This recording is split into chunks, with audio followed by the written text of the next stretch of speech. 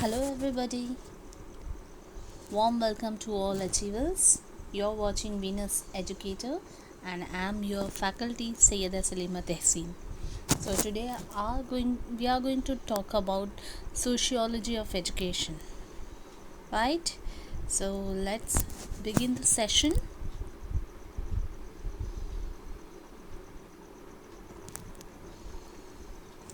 Yeah, we are going to understand the meaning of sociology of education. What is sociology of education? We all know that logy means study, and socio here giving the meaning of society. Sociology of education is a fascinating field that examines the intricate relationship between educational system and the broader social context in which they operate. So here basically we are going to learn about the relationship between education system and the social context. This discipline studies how education and society interact in complex, multifaceted way that shape both individual experience and collective outcomes. So here we are interacting with the society and we are gaining certain experiences, right? So social influence on education. First of all, we'll see that education system are profoundly shaped by social norms. That's absolutely correct, right? Cultural values, institutional structures, and prevailing ideologies. So, our education system, I have already told you that curriculum is based on sociology also. So, why sociology is important here? Because it is completely based on, like, who told you that if you gain good marks, then only you are going to be called as a good boy and a girl? That norms has been set by the society, isn't it? So, somewhere you are connected your education with the society, right? So this is something comes under ideologies. These societal forces determine everything from curriculum, content to teach, methodologies and assessment practice. So we have already learned in our previous classes that curriculum provides you the framework for what to teach, how to teach and how to evaluate. Yes. So let's begin to the next one, that is education as social product. Obviously, education is a societal product. It comes from society. Whatever we are learning through the society. So, educational institutions serve as mirrors that reflect existing social conditions, power structures, and cultural priorities. So, schools embody the values, beliefs, and aspiration of the communities they serve. So, why do you think that we are enjoying Dasra holidays? Though you are not a Hindu, and the Hindus are enjoying Ramzan Eid holidays. Why is it so? Because we are living in a community where our values and beliefs are appreciated, respected. Alright, so the next thing is social education as a social process. Simultaneously, education acts as a powerful agent of social transformation, promoting progress, innovation, and positive change. So, it is society that is changing every day, and what it is promoting, it's promoting progress, innovation, and positive change. It shapes future generation and influence direction of societal development. So let's just imagine how you were in last year and how you are this year, and you just think how you will be in future. Is it going to remain same? Obviously not. So social change will come along with us. So what is the key insight that we can see here? Education is the mirror of the society. So what education you are getting, it is the just reflection of your society, that's all. Next we have foundations of social theory. Social theory provides essential frameworks for understanding the complex relationship between education, and society. These theoretical perspectives offer different lenses through which we can analyze how social forces shape educational practice and how education in turn influences social structure and processes. You just see here, it's simple. I'll explain you. Social theories are providing essential framework for understanding the complex relationship between education and society. So we are going to wear a lens through which we are seeing. So how we are seeing and how we are analyzing, it is completely based on how social force shapes educational practice. So a simple thing I'll explain here that you can understand it in a better way. Let's take an example of polygamy. Polygamy in Islam is allowed. Polygamy means multiple marriages. It is allowed in Islam, right? But we are living in a society where we mingle with other communities also. So Muslim women cannot accept another woman as her husband's another wife, isn't it? But when you go and see the same scenario in Arab countries, Gulf countries, you will be seeing that those ladies doesn't have any problem with that.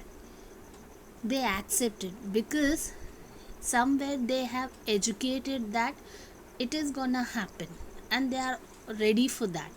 So this is something, what you are educating is reflection of your society. It is that's it. So through that lens, if you see, you won't feel that what's wrong in that, isn't it? So first thing is post-structuralism. So some structures are there, so we are going to see that. Post-structuralism, structuralism, conflict theory, and functionalism. So it is the opposite hierarchy. We are going from down to top. Each theoretical perspective contributes unique insight into educational landscape. So one by one, we'll look into this. First, we are going to talk about functionalism. What is functionalism? Social equilibrium. Functionalist theory reviews education as a vital institution that maintains social harmony and stability. So here we are not going to talk about any discriminations. Okay, it should be equilibrium. Schools serve as crucial mechanism for preserving societal balance and ensuring smooth functioning of the social system. So let's understand, we are living in a diverse country, means we have many cultures in our country. So what we are basically doing, we are maintaining the balance, equilibrium, the society and their norms. Okay, so this is something called as societal balance. So a simple example we can see that since last year we are dashed by two festivals at the same time, Ganesh Nimarjan and Miladun Nabi. So basically what we are doing, we are balancing these two things. One day we'll do and the next day you can celebrate. So likewise we are balancing the things. Okay, next, socialization agency. Educational institution act as primary agency of socialization, transmitting shared values, cultural norms, and social expectations to new generations. This process ensure cultural continuity and social cohesion. So what basically it is saying here, agency of socialization, transmitting shared values, culture and norm, expectations to new generation. So basically what you are doing as a tradition, maybe your forefathers were performing some rituals on a particular day, so you are also following the same thing, and so on you are teaching the same thing to the your generation. So this process ensures cultural continuity. So this is called cultural continuity. So you take the example of religion here. You are Muslim and you are performing namaz, you are Hindu, you are doing some pujas, right? So the same thing is taught to you, and you are also teaching the same thing to your children. That's all. So it is somewhere continuity of social cohesion. Now, a important personality belongs to functionalism theory is Emile Durkheim. Contribution. What's his contributions are? He emphasized that moral education is fundamental to building society solidarity. So here, what is the major component he said for building a community or society? It is the moral education. He argued that so school should cultivate collective conscience and shared moral values that bind society together. So society means, you first of all, the thing that you need is tolerance, because you have to bear for others' mistakes. They take the simple example like in your lane when you are coming, if your neighbor is building their house, all the building material will be on a road, and we find difficulty to pass through that road even though we tolerate that.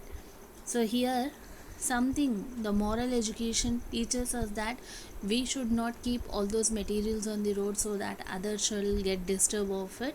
So this kind of thinking should be developed among the children. The development of moral discipline, creation of social solidarity, preparation of social integration. So this is something, who has told all those things? Emile Durkheim. Now, Talcott Person, what his perspectives are? Person conceptualized school as crucial bridges between family and broader society. He viewed education as preparing individuals for their future social roles and responsibilities. So here he is telling that actually school as crucial bridge. School is a bridge between family and society. So he said that education can be considered as preparing individual for their future roles. So obviously what you are going to become, it is going to be decided in the school. And responsibilities, whatever you are going to see, the social roles and responsibility, that is going to be learned in school. That's why you see a person, members of a family won't have the same mentality, because there is an influence of society on us. That's why we are not same in thinking. Role allocation and preparation, social mobility and facilitation, meritocratic selection means, here you are going to learn seeing or making a hierarchy on merit basis. Okay. And what is social mobility? It means you need to change time to time, right? You should not be stick to your old traditional thinking. Next theory is a conflict theory. Conflict theory represents a critical perspective on education, arguing that educational systems primarily serve this interest of dominant social class, whilst perpetuating existing inequalities. This theory framework exposes the hidden mechanism through which education maintains social stratification. Okay, what do you mean by social stratification? It is a very important term that you need to know. Strata means what? Strata means a cluster, a group. Okay, so here social stratification means, so social stratification basically we are talking about, like there is a gap. Okay, there is a gap between higher class people and the lower class people, and how the inflation is touching the skies. The poor are becoming more poor and the rich people are becoming more rich. So it's basically denotes that. So Marx's foundation. Karl Marx viewed education as a part of superstructure that supports capitalist economic relations. School prepare workers for their roles and the capitalist system while obscuring class exploitation. So what I am saying, how the rich people are, take the examples of schools, what happening in the school, they are taking lots of fees from the parents, yes, but giving very less salaries to the teacher and taking more work with them, from them. So this is how they are exploiting, and poor are becoming more poor day by day, though they are working hard, and the rich people are becoming richer, right? So social reproduction. Walls and Gintis demonstrate how school reproduce social class structures through the correspondence principle, where school organization mirror workplace hierarchies and power relationship. So here we are going to talk about hierarchies. First management will be there, then principal, then teachers, then the third class staff, and then fourth class stuff, right? So likewise there is a power relations and hierarchies in the society. Hidden curriculum, we have already learned it, again I am going to explain. Educational institutions transmit implicit messages about authority, compliance and social positions through unofficial curricula that reinforce class based expectations and behaviors. So all those things, like how you have to be kept quiet, how respectfully you are going to keep your point in front of the management as a teacher, that something no official rules will teach you. It is the hidden curricula, it is the unofficial curriculum, right? Next theory we have is structuralism. What is structuralism? Structuralism examines how underlying social structures shape human behavior and consciousness. So basically, we human beings understand the things through a structure. Okay, so this approach views education as a part of a broader social system of institutions that transmit cultural codes, ideologies, and way of understanding the world. So you see, if I am in a huge car, you understand that I'm a rich person. So basically you are defining me with that particular structure, right? So this is called structuralism, where you are understanding something with the help of certain structure. So first we have economic structure, the material foundation of society that influences all other social institutions and practice. So what is economic structure? The material foundation of society. So you see, if I have a car, you are also going to expect the same, you want that, you also desire for that. So something I'm influencing on the society. If I have a car, I'm somewhere influencing the society that we to have such kind of thing. Then family structure, primary socialization unit that shapes initial values and worldwise. So here there is a family called as structure, where your initial values will be shaped. So ultimately whatever you think will be from your sanskar, we can say, right? What moral values you have got from your family. Then political structure, institutional framework that maintains social order and legitimizes authority. So you need to understand everything in the light of law and order. So you know that constitution give you freedom. It doesn't mean that you can ride anywhere on the road, isn't it?